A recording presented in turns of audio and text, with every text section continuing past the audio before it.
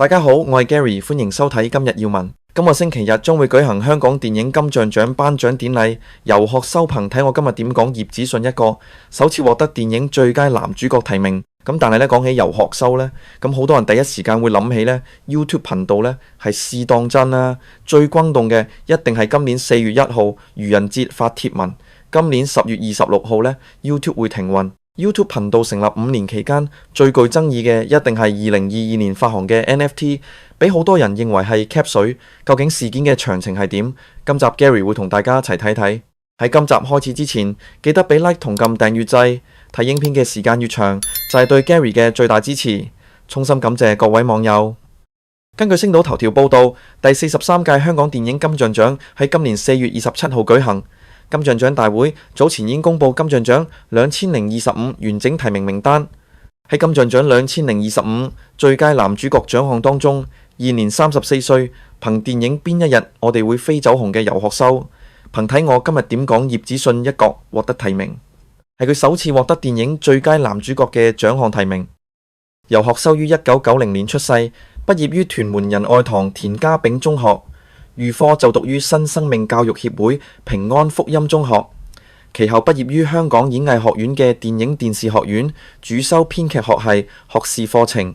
喺2014年，遊學修成為學舌鳥 Lockinger 成員之一，而喺網上為人所知。其後獲導演黃修平相中，有機會參演電影邊一日我哋會飛中嘅彭盛華。戲中嘅佢展現出年輕男孩嘅自信，同時亦令觀眾對遊學修呢個年輕演員廣為港人所認識。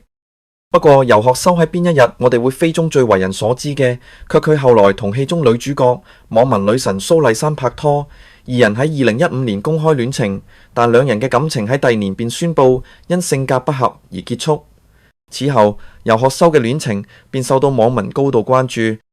遊學修其後繼續戀情不斷啊，前女友包括有歌手曾樂彤，以及現任女友試當真嘅陳蕾津 Jessica。咁當中佢同曾樂彤嘅戀情更一度掀起熱議。事關2019年嘅時候，曾樂彤被指迷嘴演唱，並於社交平台發文爆粗。身為男朋友嘅遊學修加入同網民罵戰，兩人因此事備受批評，其後更為失言而道歉。不過兩人最終喺2020年分手，及至2022年4月，遊學修被傳與其創辦嘅 YouTube 頻道試當真美女主持陳瑞津拍拖，至到4月28日，遊學修主動喺社交平台公開佢同陳瑞津嘅戀情。因為遊學修多任女朋友都係宅男女神，因而被網民指佢係女神收割機。遊學修算係近年新一代嘅大熱 KOL， 戀情受關注之餘，事業當然亦都受到關注。遊學修先後加入過唔同嘅網絡團體，包括爭紅極一時嘅 CapTV 節電視。之後佢自己則喺2020年嘅10月，同與蘇志豪同埋許賢合辦 YouTube 頻道試當真 Trial Error。試當真推出之後隨即吸引大批 YouTube 粉絲追蹤。試當真以短片方式演繹生活小事，令年輕嘅網民有共鳴。其中一段由前試當真主持現職歌手嘅 K 人9896吳嘉欣演繹嘅劇場短片，唔通佢有男朋友，至今已經累計178萬次點擊。而試當真頻道開設至今第5年，已經累積超過55萬訂閱。而試當真更加成功捧紅多位現時已廣為人識嘅 KOL， 包括蘇志豪、許賢、K 人9896、Locker 等，現時都成咗獨當一面嘅網紅同埋藝人。而遊學修喺知名度大增之後，電影片約亦都相繼增加。佢出道至今，先後參演過電影《邊一日我哋會飛》、10年、自焚者、老泣、同囚、中英街1號、非同凡響、起底組、狂舞派3、送院途中。而舊年嘅睇我今日點講，真係遊學修入行以嚟少數主演嘅正劇戲種。睇我今日點講，令佢首次獲得金馬獎最佳男主角提名，以及今年香港電影金像獎嘅最佳男主角提名，同一眾前輩演員包括許冠文、劉青雲、林峰同埋郭富城競逐影帝獎項。講完今屆金像獎，嚟緊當然要講 YouTube 頻道試當真停運同埋具爭議性嘅 NFT cap 水事件。根據另一篇星島頭條報道，由遊學修、許賢同埋蘇志豪創辦 YouTube 頻道試當真，4月1日喺愚人節突然宣布，將喺10月底，即成立5週年當日起停止更新，並強調並非惡作劇。回顧史當真近5年嚟嘅發展，頻道不時作出大膽嘗試，包括公佈發行自家會員 NFT 非同質化代幣吸金，因此收到唔少負評，被指只係 cap 圖，有斂財之嫌。最終售出逾2500個 NFT， 籌得約1200萬元。試當真4月1日較早時喺 Facebook 同埋 Instagram 上發文，為貫徹本台風格，選擇喺4月1日宣佈試當真 YouTube Channel，決定將喺2025年10月26日5週年停止運作。文中又交代咗未來會拍攝嘅告別作品，並感謝觀眾一路上面嘅支持。由學修、許賢同埋蘇志豪喺2020年創辦並成立於試當真，目前喺 YouTube 有超過55萬訂閱，其中短片試玩無 EP5 墨魚遊戲創下316萬次觀看次數。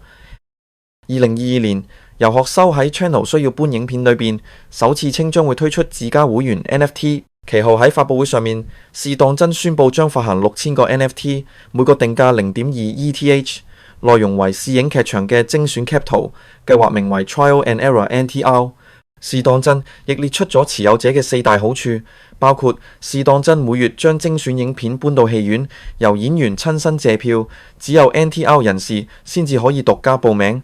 持 NTR 人士可優先購得舞台劇 VIP 門票， NTR 人士可以參與藝員訓練班選秀工作，以及可以喺電影留低名字及出席獨家首映禮。咁以當時 0.2 ETH 等於大約4800港元嘅價值計算，約6000個 NFT 全數賣出，相當於籌得近2900萬元。不過由宣佈到開賣，試當真係 NTR 計劃都引起網民熱議，反應兩極。支持嘅網民認為 NFT 都係睇供需，唔買就算，擴大公司規模都要成本等。反對嘅人認為又 cap 水，幾張 cap 圖啦，賺幾千萬，又直言留名睇中伏。雖然 NFT 被指只係 cap 圖，不過推出首日仍然售出2431個，最終試當真售出逾2500個 NFT， 籌得約1200萬元。而喺 NFT 交易平台 OpenSea 喺2022年4月24日及25日，總計約共有33張轉手售出。當時更有人一口氣以平均每張 0.245 ETA 約5500港元，即超過5萬蚊購入10張。亦都有人以 0.5 ETA 約11000港元購入編號1026嘅 Trial and Error NTR。由學修呢曾經喺 Facebook 寫下長文呢，解釋點解會用 NFT 吸納資金。我一直對 NFT 嘅觀感呢，就係用名氣賣廢物賺錢，我都唔恨錢，所以我一直唔掂 NFT。我冇炒 iPhone、炒股、炒波鞋呢，我先至係真正投資 A0。如果我上市，你最應該擔心嘅係我唔夠貪錢。而家我了解過、認識過，決定用呢個途徑試當真，因為佢係我目前接觸過最雙贏嘅方法。你反對嘅話，未來1週我會不停開 live，懇請你嚟同我對話。等你點醒我，或者等我說服你。佢更提供支付賬戶俾嗰啲問我點解唔正正經經、簡簡單單、冇認認真真眾籌嘅人，好讓佢哋直接過數。由學修指呢，希望以上嘅目標呢可以喺2年內完成。坦言佢哋係為咗錢，並稱 NFT 模式呢可以令到佢哋更直接得到大家嘅支持。認為有錢就會有成本，便會有機會。唔知道大家對於呢次NFT 事件或者 NFT 呢樣嘢有咩睇法？歡迎喺下面留言。咁今集就嚟到呢度，中意呢條片嘅朋友記得俾 like 同分享俾你身邊嘅朋友 ，subscribe 同撳埋隔籬嘅鐘仔，有新片推出嘅時候就會第一時間收到通知。我哋下條片再見，拜拜。